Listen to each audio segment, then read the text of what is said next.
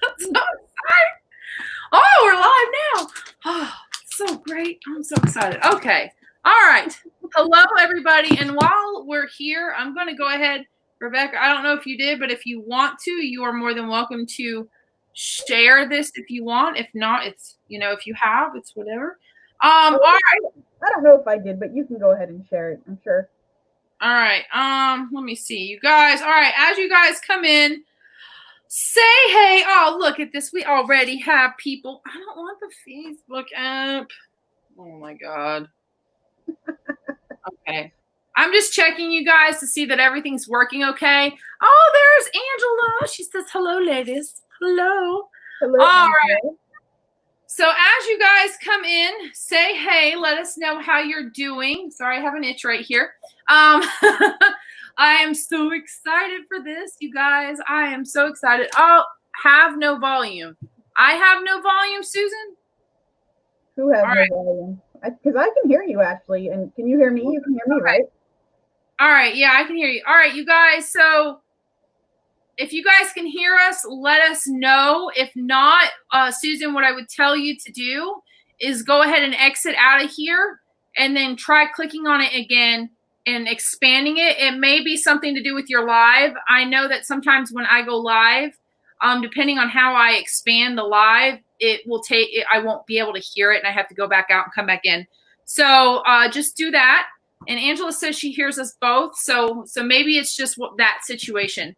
So as you guys come in, say hey, like Angela and them. And Angela, Susan's going to go back out and come back in, okay? All right, so say hey as you guys come in. Let us know where you're coming from, YouTube, Facebook, or where in the world you're at. I like to know where you guys are at. And make sure if you guys find value with this, if you love these shows, I always ask, please, please, please share these episodes out so that we can continue getting more eyes and people into these conversations and more people hearing these stories, because I really, really, really firmly believe, and that's a lot of reallies, but I firmly believe that stories is how we move the world forward. And then, yay, she got it. And oh, look, Danae is on here. Hello. Okay. Danae, you're going to have to come on soon. Okay. So I really firmly believe that the stories is how we move humanity forward, and that by sharing our story, no matter what the story looks like, not only do we help ourselves heal in some process, but we help other people heal as well. And you're going to hear that in my intro. But we also it helps us to recognize that we are all connected in some way, shape, or form, because there has not been one person that's come on this show yet that I have not connected with in some way, shape, or form, that I haven't had an experience where I've been like, oh my God, you know what? Me too. I've been through that as well. So for me, that's one of the greatest joys of this, is realizing how really connected we are. And Rebecca, I just got your message. Am I too early? All right. So anyways, you guys, I'm just checking my Facebook to make sure that we're all good. And I'm going to share this out real quick. I'm so excited, you guys. All right. Share. I don't know if I can do this. Okay. All right. We're good. All right. if you share it, it's better. I don't know if I know how to share it. We're good. We're good. It's okay. It's all right, you guys. It's all right. And Susan is in Indiana. Welcome. All right, I'm going to drop into my intro, and then I'm going to introduce Rebecca, and we're going to get on with this amazing episode, you guys. I'm so excited. I'm so excited. So, hello and welcome to the Tough Woman Table, you guys. I said someone on one of the shows, I said, I'm going to get a soundboard one day so I can do the applause. Oh, All right. This table where I invite some super badass tough women like Rebecca here to take a seat and join in on the conversation and share her amazing story.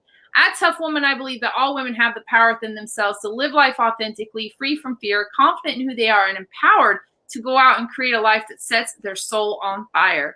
I share this belief by championing tough women who have walked through the fire, felt the fear, faced adversity, and kept pushing through it all. Women who own their stories so other women can embrace and own theirs as well. Because as we all know, when you give yourself permission to own and share your story, you give someone else the same permission as well. Oh, and I skipped a line in that, but it's okay. It's okay. We're all good. All right, you guys. All right. So without further ado, I would like to introduce my guest. I'm not going to take up any more time.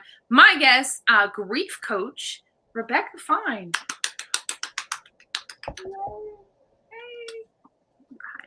So Rebecca, welcome to the show. Welcome to the show. Well, thank you, Ashley. It's very nice to be on your show. I know you said it's my show, but it's very nice to be here with you in this space that you create.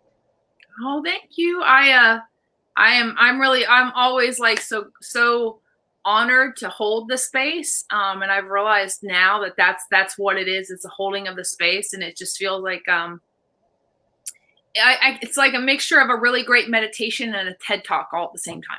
So that's what I look at it like. So, all right. So this is the part where I ask you to introduce yourself to everybody, a little bit about yourself, what it is that you do, who do you serve, and what space do you hold in the world?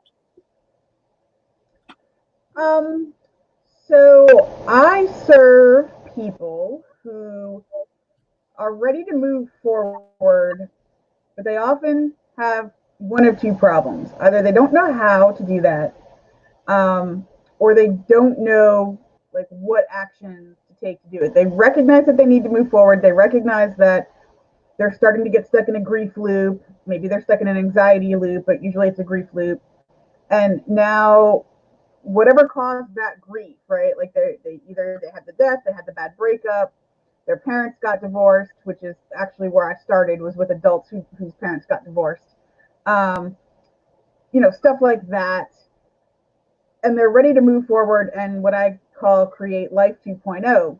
And that's why Life After Storms is the name of my company, because they've gone through these storms and now they're trying to figure out, like, what do I do? Like, who am I? It's a reinvention process.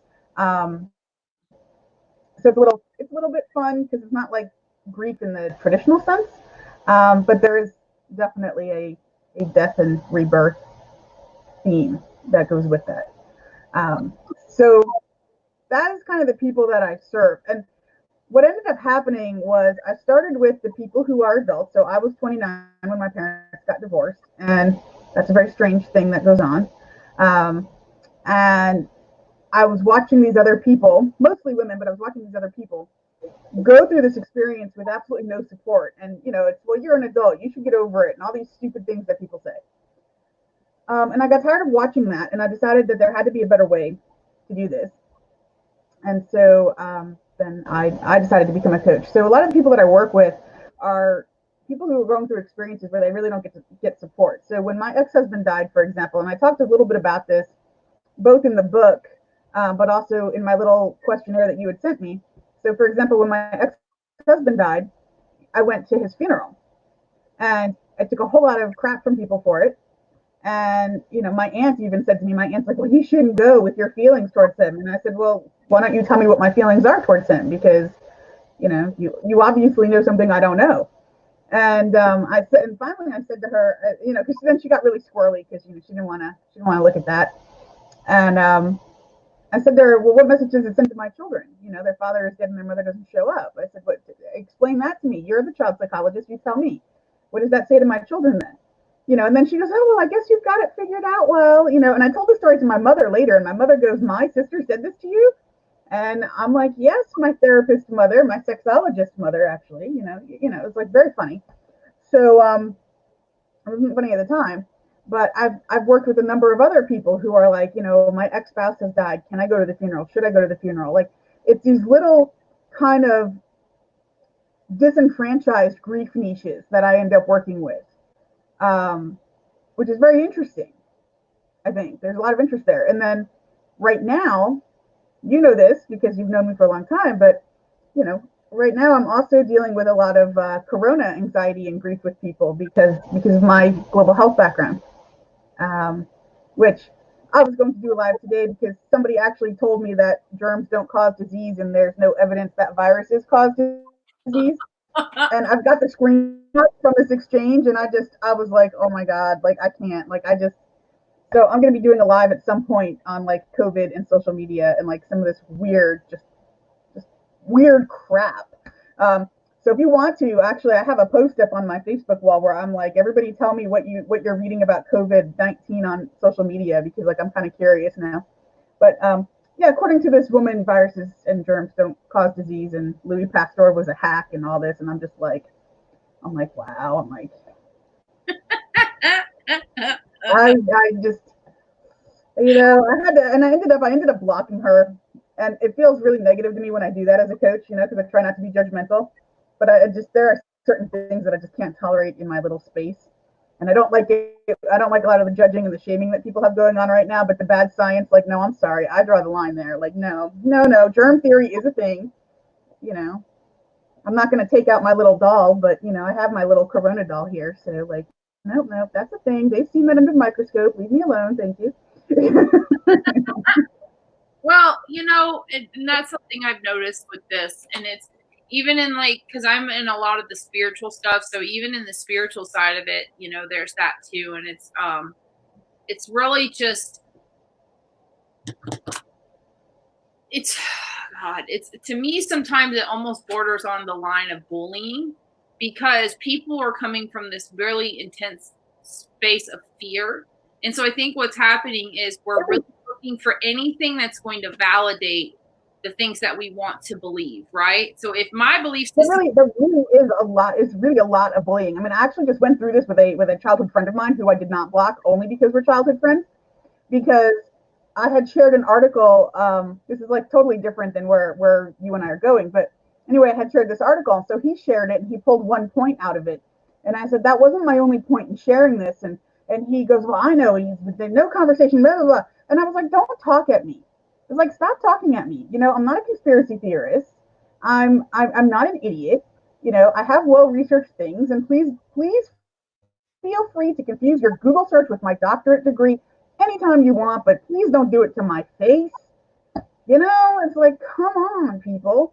And then they're bullies. Like, I am a conspiracy theorist because I can talk about the data models, for example, and it's like, oh, well, predictions are based on criterion. And I'm like, oh, and you know all those criterion, right? It's like, okay, people. I'm about to buy like a bottle of scotch and like stick it on my desk or something for all this. It's so ridiculous. It's like, all right, people. But I think what it is we're really coming into two branches where it's like you have people who are kind of stuck in that fear model. And we're going to actually get to the episode here in a minute, you guys. That fear model, but then you also have people who are more, and I'm not saying this that those people who are in the fear model are not of this nature. It's just you have people who only want to see what they want to believe, right? And they just want to see right in front of their face. They don't want to hear nothing else. They have absolute blinders on, and that they're neither right nor wrong, even though, and I don't want to get into the practicalities or do whatever, but you have other people, the other camp where they are free thinking, and we're not looking at just what the mainstream is telling us, and I'm not saying that everything that's coming out is correct or, but we also have to look at it. And this is what I tell people, look at what mainstream is pushing to us and how incorrect a lot of that is. And I was gonna say to you, I think a lot of it, like, and again, I don't want to go down this COVID rabbit hole, but I think a lot of it, like, I think where it comes into play for me, and the answer to your question about who I serve, is that I'm having this very strange, like, almost marrying of these two opposite professional lives I have, right? Because I have this life science, like I said, global health path, and then I have my coaching side, and they've always been very separate up until now, because you have a lot of this grief and anxiety that's coming up with this. And so that's where, like, it kind of ties back into your question, which is kind of this interesting thing. But I think that even with what the mainstream is pushing out, I don't think we know enough. I mean, look what just happened with the CDC, for example, right? First it's, oh, leave your cardboard outside and everything, right? And now it's, oh, well, it doesn't, you're not going to catch it off of a surface. I mean, that's a paraphrase, but that's essentially what they said. And so I think that there's just so much unknown. And I know people are hungry for information, but it's like the whole thing is just bad. Like, we are very bad in the science community, and then the lay people are getting like a game of telephone, Yeah, it is. And Angela says I can't hear Rebecca that well anymore. Oh, did I do something? I don't know. Can you guys hear me? I can hear you. I'm not sure. It might also be you guys. It might just be like the internet and stuff right now. It's being kind of wonky. I don't know. I'm sorry. Anyway, I want you guys to be able to hear me, so go ahead. It's all right. If you continue to have issues, let us know, Angela. I'm not really sure how to fix it on this end because I don't have a lot of control over other people's volume. So if something happens, I don't know. We'll figure it out as we go. All right. So here's the fun part of the episode. Not that wasn't fun, but here's the real fun. All right. So your episode is called Tears in a Jar. And I'm not going to go any further than that because I'm privy to know some of your story, but even that is still limited. So this is the part of the episode where we deep dive and I go, all right, what is the story behind what got you to where you're at now in life? So what is the story behind Tears in a Jar? So first I will answer that question more directly. And then I'll let you decide how deep you want me to go after I finish that answer. It's not as long as you would think. But, so you were not on, I don't think you were in the group meeting when I was talking about when I wrote my book and I play this game called Title Idol. And originally the draft of my book was called Motherhood Stolen. And I asked a few people about this and nobody liked it. And so I started to think about other aspects that could go into what to call this book. And this is the memoir I wrote after I got divorced. If I can say that divorce has an end. I guess it has an end now because my children are all adults now. So I guess it's over now. But the ripple effects are still there. You know, one of my children is estranged from me. Well, really 1.5. I'm the other one who's kind of estranged is coming back to live with me, but it's a long story. But one of them is definitely estranged from me because of everything that went down. So although the divorce itself is over, like there have been all these other ripple effects. And you may recall that story I was telling you where I had the custody hearing against the dead and all of that. So when I was trying to come up with titles, I know that's the funny thing. It's okay. You can laugh. I laughed about it too. In fact, when we left to go to that court hearing, so they mailed my ex-husband a notice of hearing. And my attorney said, I don't think he's going to get the notice of hearing. And so then she says to the judge, she says, Your Honor, should I bring my Ouija board to court? And he did not think that was funny. And everybody laughs when we tell this story. Like, you know, the rest of us all think this is hilarious. And the judge just kind of looked at her and, I think it's hilarious still. Like, you know, I don't know. How are you going to have him attend this hearing? Like, you know. But anyway, so the title actually comes from a story in Talmud, which is one of the Jewish writings books. I don't claim to be an expert, so hope all of you in online land on the internet don't bash me on not knowing what Talmud is specifically, because I do not claim to be an expert. But anyway, there's a story in Talmud where God keeps the jars, he keeps all these jars on his desk with tears of the women. And that's what keeps God from destroying the world again. Because, you know, there's a story in Noah, in Genesis of Noah and the flood and stuff like that. And so what prevents this second, you know, destruction of the world are the tears of all the women that are in these jars. And so my friend was telling me this story, and he's the Aramaic scholar I was talking about, a couple weeks ago when I was talking about all this. So my Aramaic scholar friend, he says to me this story, and I said, how many tears do you think I have in that jar? And he said to me, oh, you have your own jar for sure. Your own jar. I thought about titles for the book, and I thought, you know what, that is the perfect title for the book because it's interesting. You know, like if you go to Amazon and you see it, it's kind of interesting. My son drew the cover of the book. He also drew me a really sweet Mother's Day card, which I have up on my desk too from a few years ago. He's 20 now and has a son of his own. I have 2 little grandchildren now that were born last year. But, you know, it's just kind of one of those things where when I was looking for a title, I thought that was perfect. So when you had your questionnaire, right, and you said, what title would you give your story? So the title that I gave my story was Tears in a Jar. Now, as I was telling all of you, if I were ever to write a second book, because some people have asked me to write a second book, which is by itself a kind of a tale. So if I were to do a second book, it would be How to Vanquish Kings, Slay Dragons, and Battle the Dead. Because that would really be part 2 of Tears in a Jar. But the title is Tears in a Jar, and there are probably he's probably right. I probably had my own jar.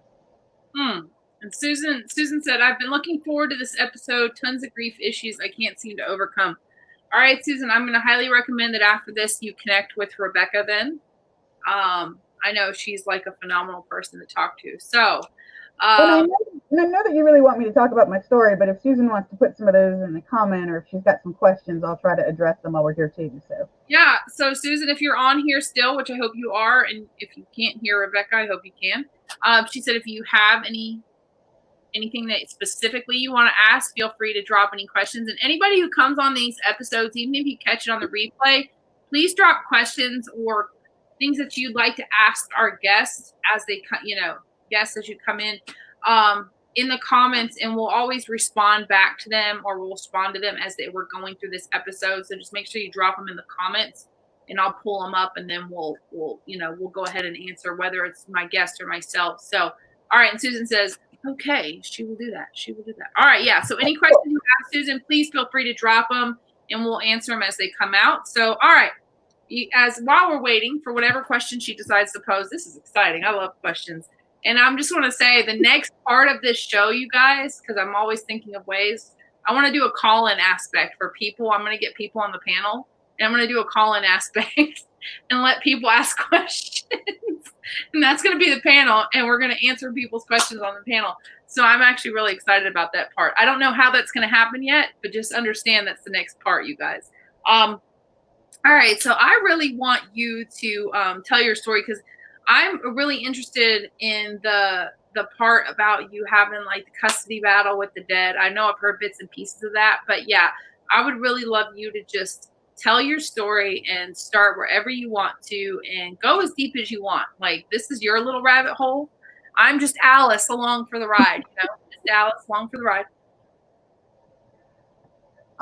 So like I previously told you, like if you want all the gory details, like if you want to go all the way down to the nitty gritty, the book is on Amazon, and it's on a number of other stores as well, and I can give you the link. That's for the real deep nitty gritty, because there is only so much time in the world, and we could be here we could be here a long time. I'll put it that way.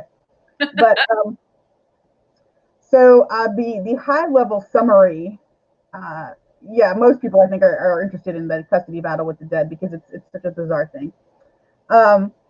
So I got married for the first time in 1999, pretty much right out of college. And that never really felt good to me. It's not that I didn't love him, it's just it didn't feel good in terms of the marriage piece of that. It's a little bit funny for me, because I never really thought that I would get married at all, because of the way the world is. I'm having some issues with some of the male friends that I have in my life, over various things. I just always thought I was not going to be married. But I did it. And then in 2004, we adopted our children. So I adopted my children. They were 3, 4, and 7, and 8. And in 2006, I guess it was October of 2006. It was October of 2006. So we had gone to New Jersey to visit my mother. I think that was for Christmas of 2005. And my mother, who's a therapist, as I was telling you, she's a sexologist now. But my mother seemed to think that I wasn't very well at that time. Not that anybody bothered to speak to me about it. And it's funny, because I saw my friend who's a psychiatrist, socially, we were socializing at the time. And my mother tried to tell me that everybody who saw me at Christmas 2005 thought there was something wrong with me. So I actually called my friend up, and I was like, am I remembering this wrong? And she goes, absolutely not. She goes, if there was something wrong with you, she goes, I would have had you in the hospital. And I was like, all right. So I just wanted to make sure that I wasn't imagining this remembrance. And then in October of 2006, the kids were all driving me batshit crazy, as kids will do. Sorry, can I say that on your show? Well, too late. I already did. batshit. You know, you just I out, man. if I can say that on your show. Well, anyway, too late. It's already said. So the kids are driving me batshit crazy, and I just in the same way. The way I describe this to people is just in the same way that when you're creating your shopping list in your head, you know, and you're thinking, I have to go to the store and I have to get butter and milk and eggs and steak, and you know, you just got this running list in your head. Just in that same sort of way, you know, I was looking at the kids, and I had this thought of like I could so easily drown all of them, and I sat back and I was like, what is that? Like it was very disturbing to me. Um, so I took my phone and I couldn't leave because I think in Michigan they had to be 11 to be left alone, and nobody was 11 yet. So I grabbed my cell phone and I sat down on the back porch and I just started to cry because at the time, you know, I called my first husband and I said, I'm not feeling really well. I think you need to come home. And he yelled at me and hung up on me. And at this point, I was like really starting to freak out because I was like, what is this thought? And everybody listening to this is probably like, what the hell, you're freaking out over a thought. But, you know, bear in mind, we do have these stories on the news where you do have Andrea Yateses and Susan Smiths and, you know, whoever else. And anybody who's had an infant, I mean, I didn't have any infants, but anybody who's had an infant knows that, you know, there's a very fine line, and it's very easy for people to like fall over that line and not realize you've fallen over it, you know. And I didn't really have any friends or really any family. I mean, my former mother-in-law was in the area, but there was no way I was going to call her for a whole host of reasons. So I grabbed my phone and I sat on the back porch. And so the kids were in the house and they were safe and everything. I sat on the back porch and I just started to weep like someone had died. And I didn't even realize I had started to weep like someone died until my friend who I called answered his phone. And he said to me, why are you weeping, Rebecca? Who died? Because I couldn't even find the words to say hello to him when he picked up his phone. Like I was, you know, at a point where I just couldn't function anymore. So so he says to me, you know, he says, why are you weeping? Who died? What's going on? And I said, nobody's died. I said, I don't know what to do. Like, I feel very upset. And he says to me, where's your husband? And so I told him what happened. And he goes, well, what kind of asshole is this? He goes, if I get this call from my wife, I get my ass home. That's a direct quote. That's what he said to me. He goes, I get my ass home. He goes, my kids are 5 and 3. He goes, cut yourself some slack. Every new parent goes through this. He goes, there's not a parent in the world who has not been where you are.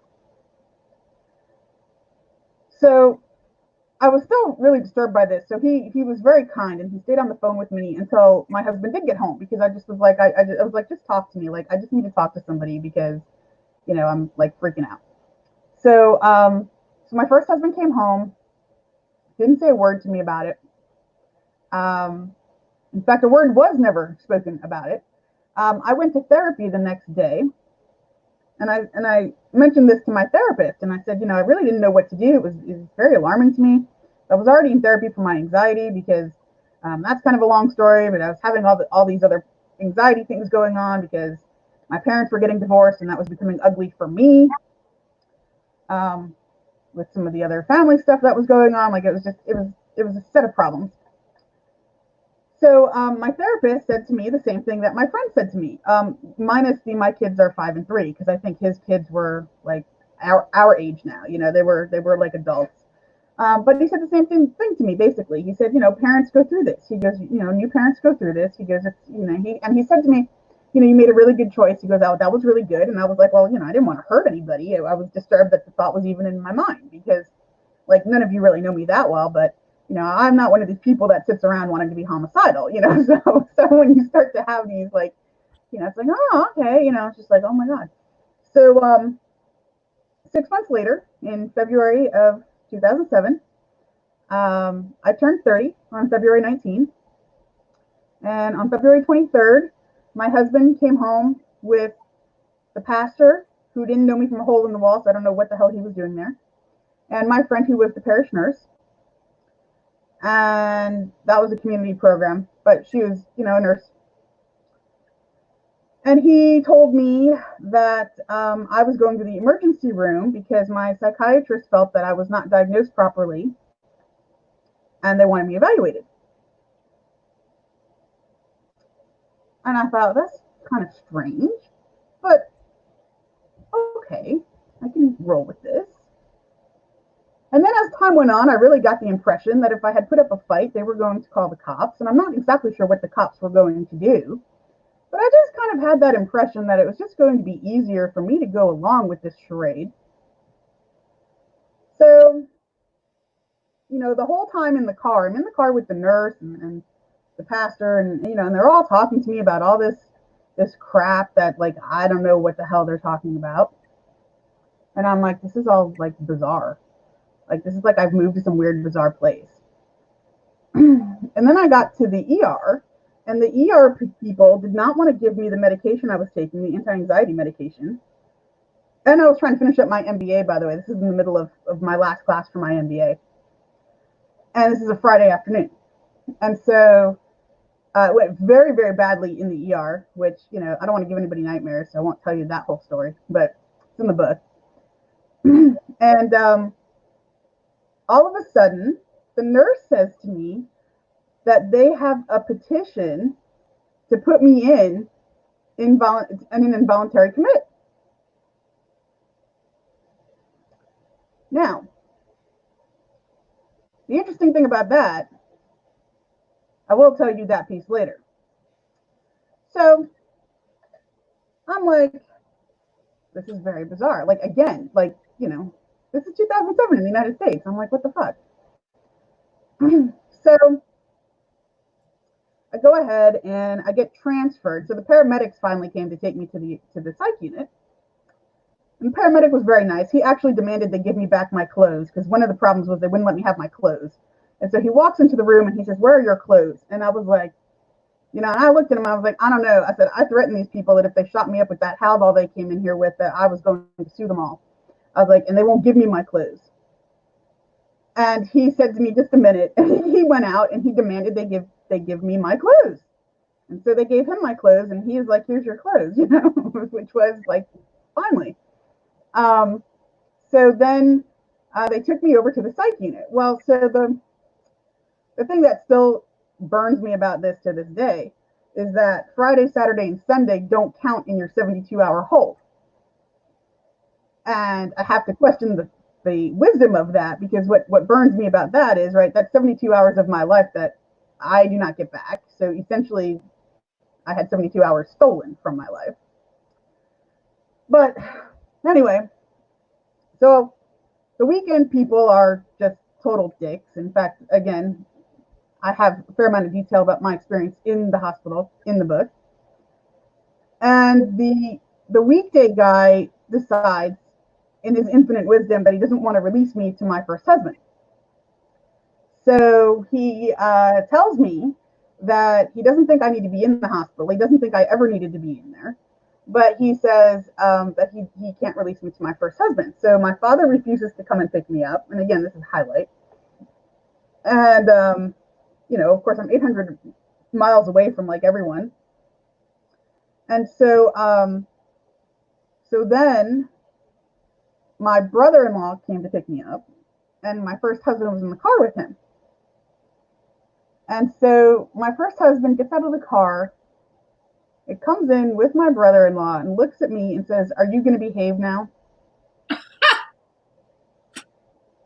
Oh.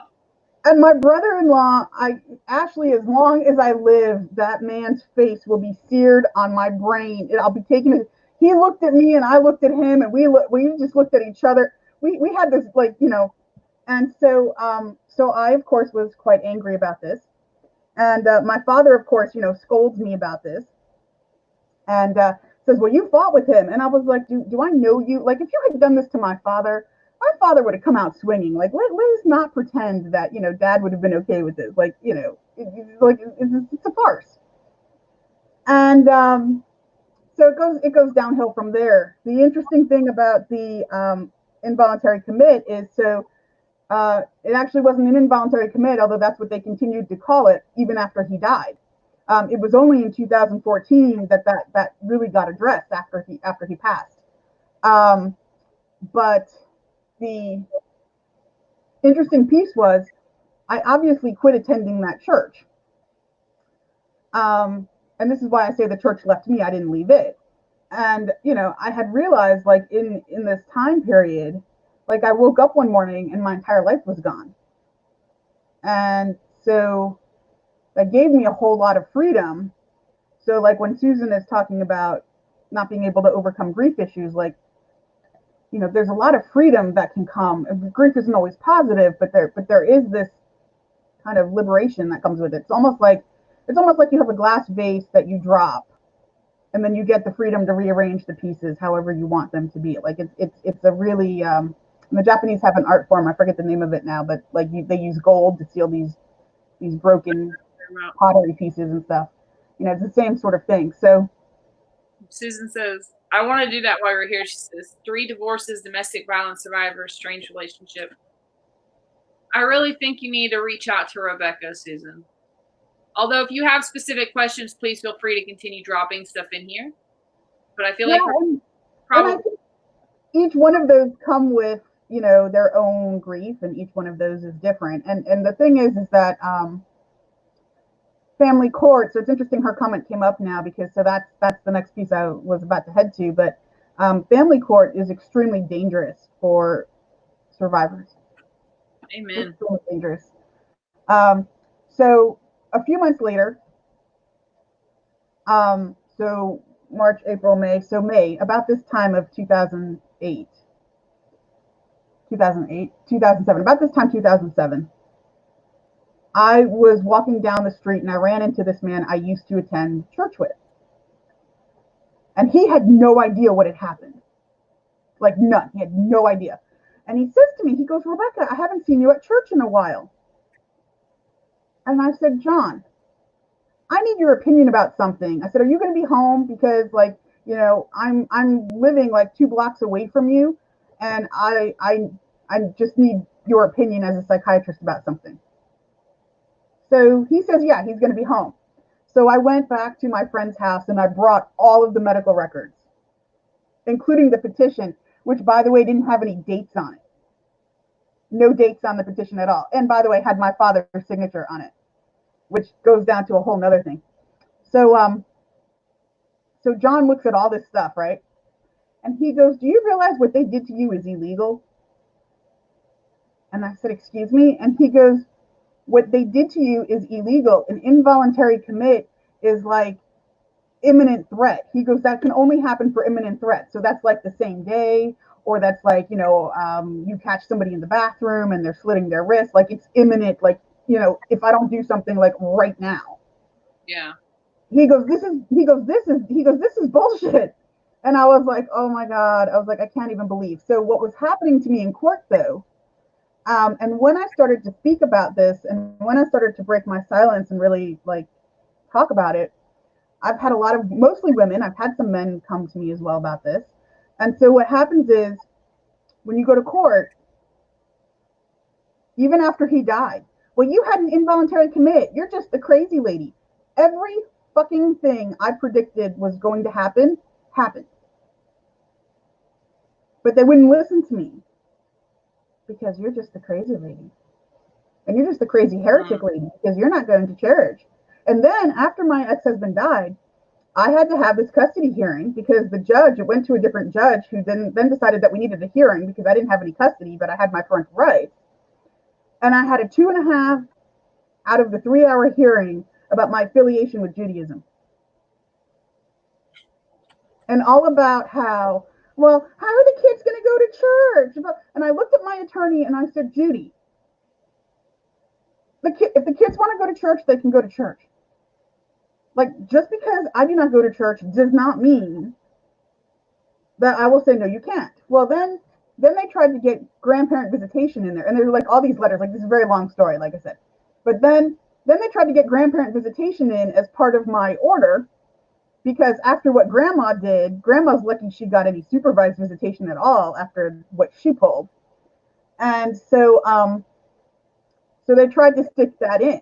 And so Judy, again, she said, this is a custody hearing, not a grandparent visitation hearing. Mm-hmm.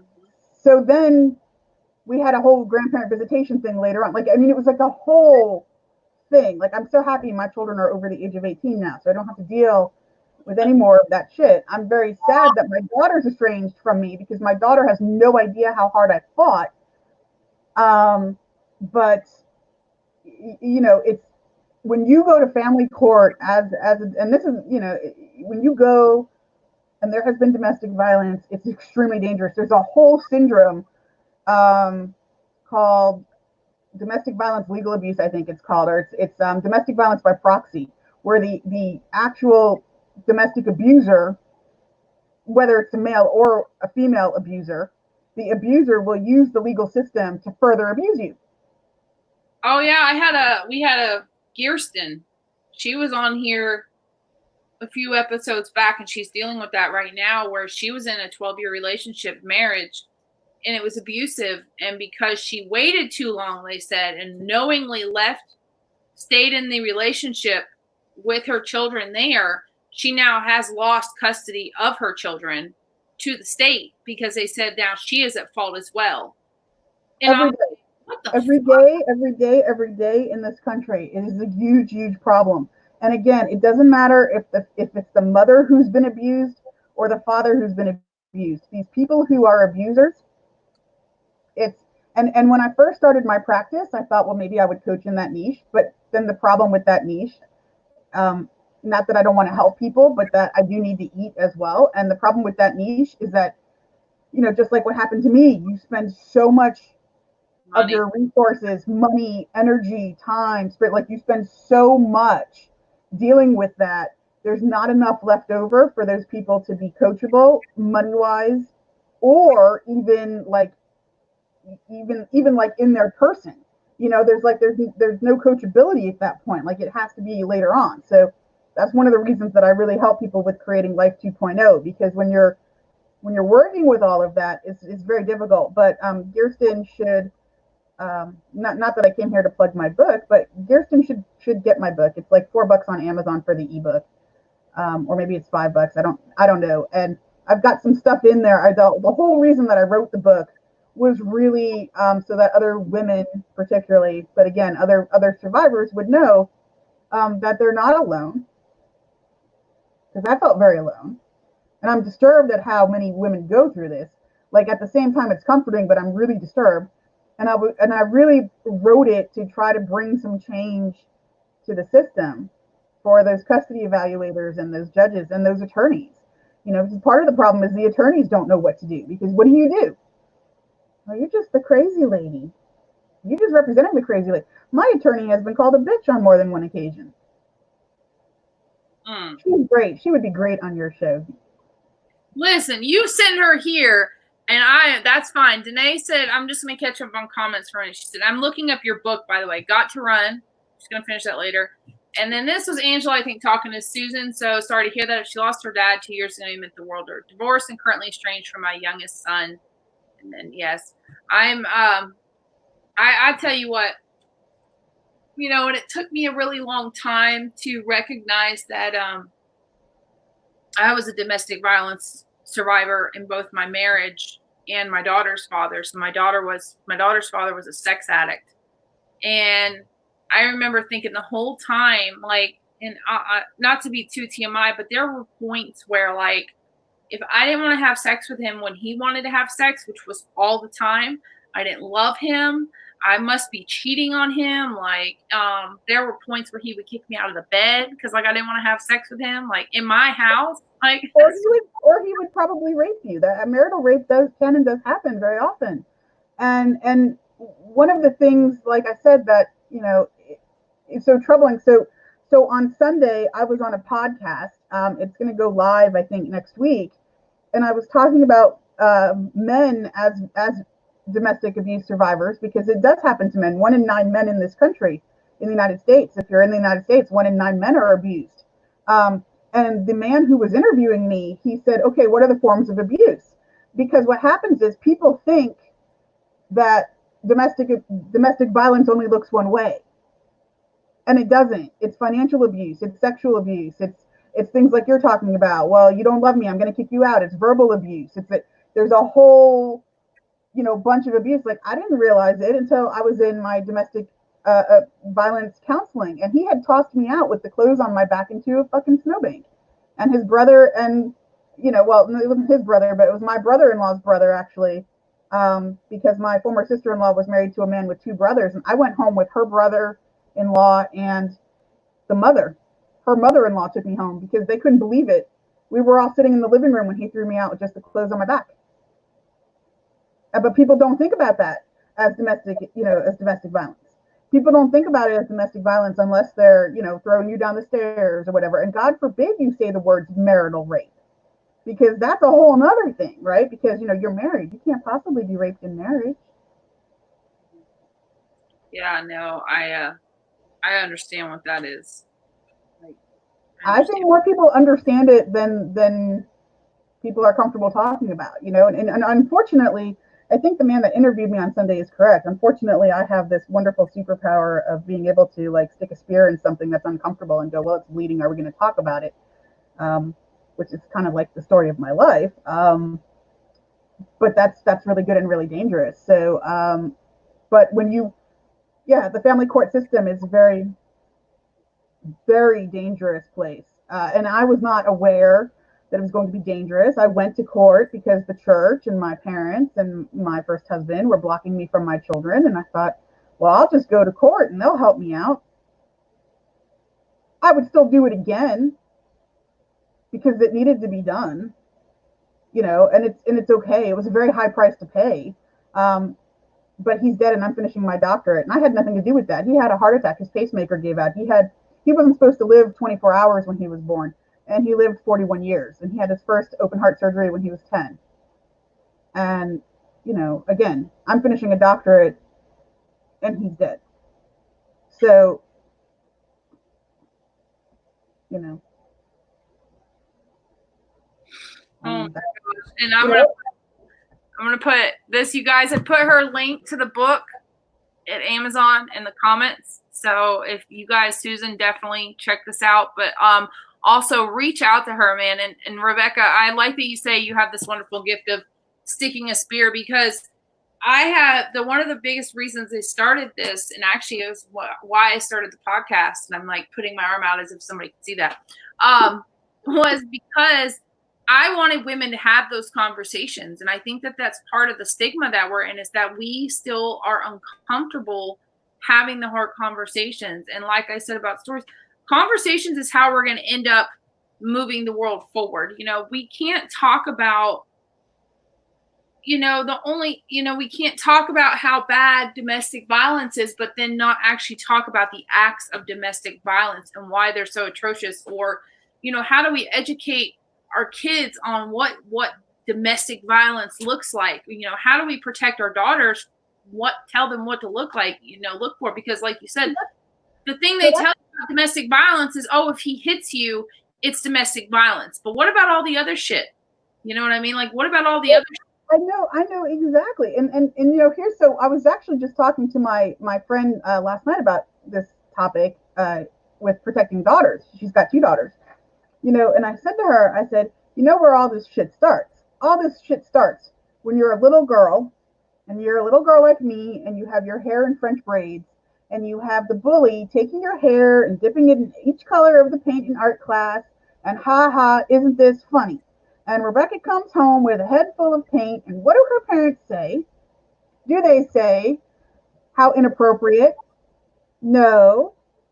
Rebecca's father goes, oh, he just has a crush on you. And so then we start to not understand that when people behave in certain ways, I had a boss that screamed at me every day at work, and HR refused to help me with her. We have this very skewed programming that's put into us as children about how people are supposed to behave towards us. Because, right, if you're dipping my hair and it's because you have a crush on me, then if you're telling me, am I going to behave now, and handing my brother-in-law a list of rules under which I can come home to bring over to me, and my brother-in-law is looking at you like, what are you, fucking nuts? And he brings it over and starts laughing at the list with me. I mean, obviously that's because you love me, right? Like, by that point I was over it all, because by that point I was like, people left me for dead, and I'm going to go off and do what I want to do. there was a huge scandal in my family because, you know, Fein is not my maiden name. Fein is the name that I chose. And there's a whole lot of reasons for that. And my father and my uncle were like livid. And I was like, what did you do for me? I was like, oh, why should I have your name? I want to look at my name and feel good and identify with people who choose me. Why should you have that power? Amen. It was ugly. And you're absolutely correct. If we don't have these conversations, and that's why I went on that podcast on Sunday and I was talking about men as victims, because people are very uncomfortable with that, because are men domestic violence, you know, perpetrators? Absolutely. Absolutely. Not all men, and I don't think that all men who do it are narcissists. Like, you hear a lot of that now. Like, I think narcissist is a buzz term. I do think there are some narcissists and they are abusive, but I think there are also people who are abusive for other reasons. But I think if we don't, you know, we don't acknowledge that and we don't have these conversations, and the men, by the way, have it worse than the women, because at least when you call a domestic violence shelter as a woman, they'll take you no questions asked. A man, they have additional hurdles to overcome, in addition to the whole thing of like, now they're seen as less of a man. They have additional hurdles because a lot of the shelters won't take men. So it's a huge problem. No, say what you're saying, and I'm going to tell you because I think you're going to like this. We're going to do this on air. It's a huge problem. So when I was in college, one of my classes, we went to the domestic violence shelter that I actually did my counseling through. And they had to make special preparations, and they had to call ahead because we had male students coming with us. Good morning, Kay. I'm so happy you're here. I love Kay. She's great. Isn't she? Anyway, what were you going to say, Ashley? Sorry. Oh, you said they have male students. I was going to let you finish that, and then because I have an idea. Oh, so they had male students coming with us in class to go to the shelter to do some work, and they had to do additional preparations about that because, you know, it was men coming to a domestic violence shelter, and people get very afraid because, you know, all they see is the abuser. Yeah. It's all right. So here's the idea, because you guys, I feel really excited. So, and that's my daughter. All right. So you guys, as you know, in cases, oh, thank you. What a beautiful thing to say. She really is. She really is phenomenal. So as you guys know, we were supposed to have part 3 of the masculine and feminine panel next week on Tuesday. Well, that panel does, like, Kay's coming on, but I didn't have anybody before that. Like, the panels after it were filled. And Rebecca, now that you're talking to me, I keep, like, this is something that keeps coming up for me for the panels. And unfortunately, after this, we are also going to have to end this. And I'm going to allow you to say where people can get a hold of you. But so I think, and Rebecca, I don't know what you're doing next Tuesday. If you're busy, it's fine. But I would really like to have a panel on domestic violence. I think for me, for this show, especially for the panels, I really want to be able to spotlight issues that we're not talking about, even if they make people uncomfortable. And I think that being uncomfortable is a good thing in this instance. Like, I don't think we need to, like, make them squeamish per se, but I think the reality of, and you know, maybe we do need to make people squeamish. You know, maybe if they squirm a little bit, it'll, you know, they'll wake up, you know, they'll be like, oh, wow, if I feel uncomfortable by this, I can't imagine what that person going through it probably feels like. But yeah, I really, you guys, huh? I said I have a story about that when you're done. Go ahead. But I think, you guys, what I want to do next week, instead of a third part of a masculine and feminine panel, because I think we put a lot into those panels. And even Kay says, see, yes, that's what we're doing next week for the panel, you guys. Domestic violence. Like, we're going to shine a light, you guys. We're going to shine a light. So, but I think that this is a really important topic. And I would even welcome men to be on it because, like you said, there are men who are, because it's interesting. My daughter's father, like I told you, was, you know, sexually abusive, mentally abusive, emotionally abusive, all those things. And what was interesting is he got into a marriage with a woman who was him in female form. So while he wasn't abusive to her, she in turn was abusive to him. And she was very malicious about her abuse, like super malicious. So you're right in saying that there are men. So I welcome men, but I think that that's going to be next week's panel. And I just wanted to share that because you like got me all fired up over here. And I think I know somebody else who will want to be on that panel as well. So it's gonna be a fun one. It's gonna be a fun one. But all right, one more story, and then unfortunately we have to end this, which is really sad because I really like this. You'll have to come back for the second one. I was gonna say I'm happy to come back, and because I feel a little bad because I didn't really talk anything about grief and grief coaching, and so I'm sorry to Susan and anybody else that's really looking for that, but they can reach out to me later. But the story I was going to tell you is so Josh said to me after he interviewed me for his podcast on Sunday, he had this look on his face that I've really only seen on a few people in my life. And I said to him, I was like, "Are you all right? You look really disturbed." And he said he really liked like how uncomfortable it made him because, right, he's a man and he's not being abused, but he was thinking about like he's got a son and right and he's got children and daughters and stuff like that. And so like we were talking about, for example, like Hallmark has a new show out called How to Train Your Husband. Could you imagine if there was a show called How to Train Your Wife? Like it's not funny, but I mean it is funny, but it's not at the same time. Like God, if there was a show, like, oh my God, would we be up in arms? Would we be up in arms? Let me just I mean, like it's horrifying to me. Like my husband just like rolled his eyes at me when I had told him that the other day. But so yeah, so that's like he was very squirmish and he wasn't even going through it. So that's my story for you is that it does make people very squirmish. It is difficult to think about that 1 in 15 men on college campuses are sexually assaulted, and that's the reported one. So who knows? Could be higher. 1 in 5 for women. It is uncomfortable to think about 1 in 5 women being domestic violence survivors in our lifetime, and 1 in 9 men in the United States. All that is uncomfortable. For Kay down in Australia, since this pandemic has started, Australia's had 75% increase in their Google searches for how to get help for domestic violence. France is up 36% with acts of domestic violence. Portland, Oregon is up 27%. Like this is insanity. Which I want to share this real quick. This was actually on the news in North Carolina, and I don't know about other states, so I would encourage anyone to look this up. So it said that these shelters are still open and they're taking people, and I know people are worried about COVID-19 and all that other stuff, but here's the deal. Having come from a place of being in that, I would rather risk getting COVID-19 or anything else than stay in a situation where I could potentially lose my life in a really you know what I mean? Like I guess you have to choose your own devil in this. So for anybody who's in a really atrocious situation, like don't think that you have to stay because you have nowhere to go. And for the love of God, you guys, I mean, and Rebecca will probably say the same thing. If you are in a situation and you need help, please reach out, like to me, even if you don't know me.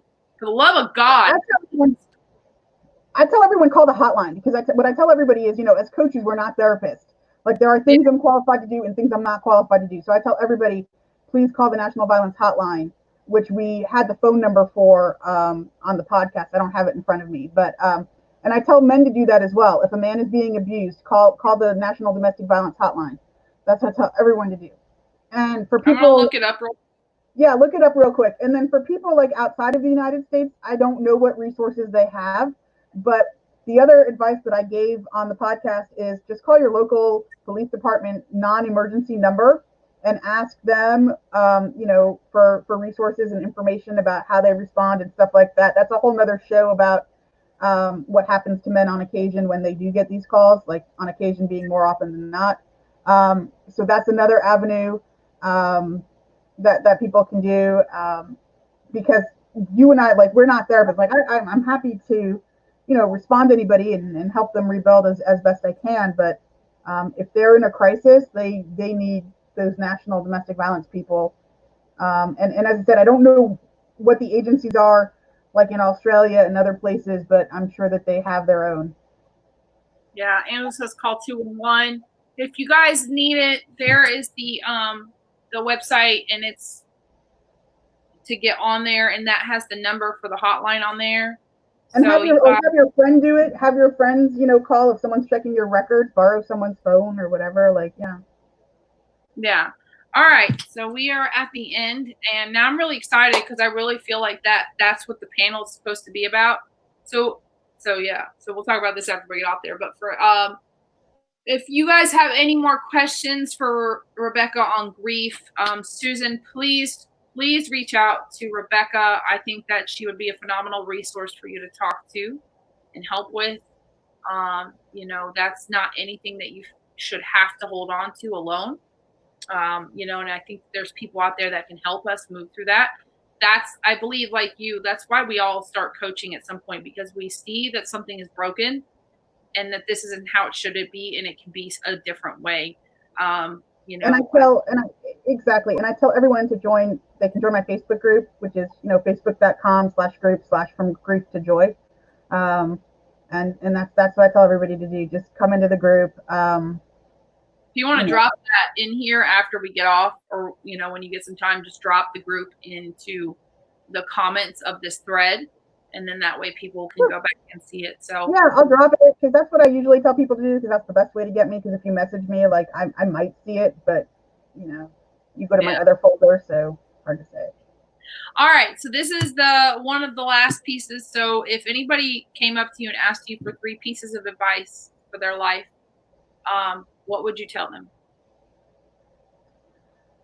So I would tell them that grief comes in waves. It's not linear. There's a lot of myths, and there's a lot of reasons that we have it, but we can use it as a powerful force to move forward. It can be transformational. I would tell people to, you know, find it within themselves to embrace the freedom to live their truth and to identify that truth, and then to go out and live it.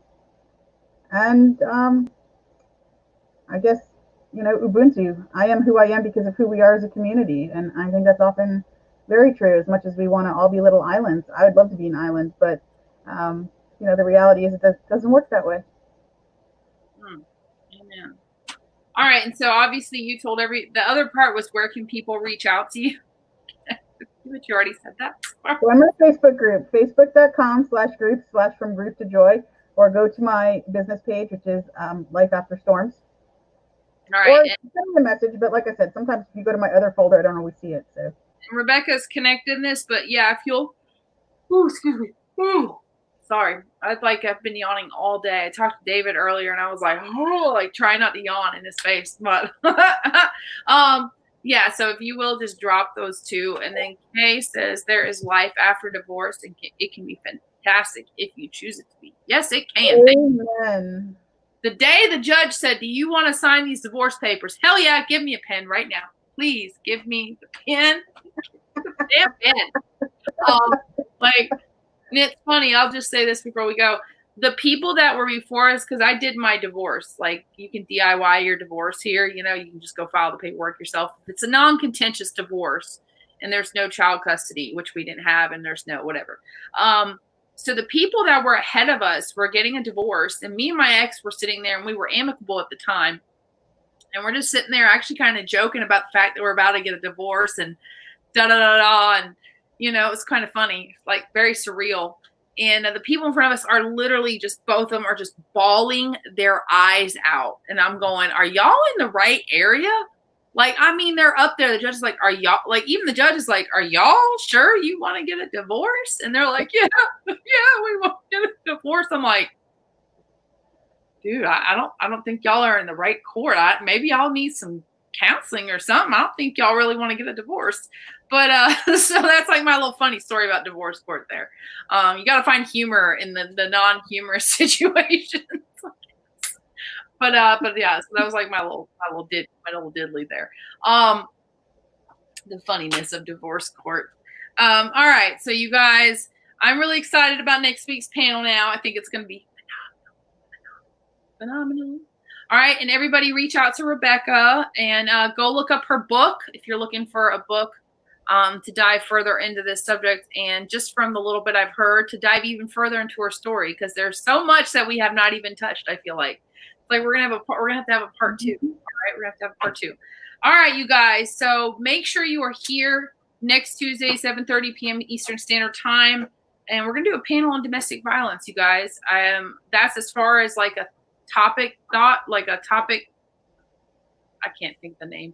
That's as far as a title for the topic that I can get. But yeah, make sure you're here at 7:30 p.m. Eastern Standard Time. I'll have a fun panel on. And we will kick some ass. That's not a good euphemism for that one. But we will have a good panel, guys. Okay, it's not a good. Oh my God. All right, I'm gonna let you guys go. Thank you guys so much. Make sure to be here 7:30 p.m. Eastern Standard Time next Tuesday. And I'll see y'all later. Bye.